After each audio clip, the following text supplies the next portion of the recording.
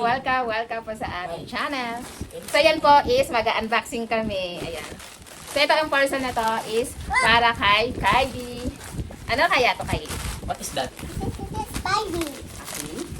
Barbie? This is Barbie? Barbie. Sit down na lang, sit down. Are you excited? Wow! Oh, what is that? Barbie. Who's that? Barbie. Barbie, ano? What's Oh, name? Si Rumi. Next. Okay, si Zoe. Ayan, Zoe. Okay. And then si Mira. Ayan.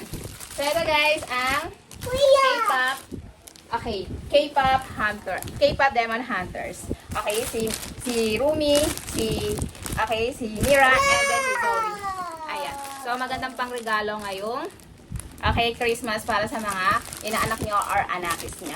Okay, ayan siya. Super ganda. Magugustuhan ng inyong anakis yan. So, ito yung trending po ngayon. What did you say? Yeah, thank you.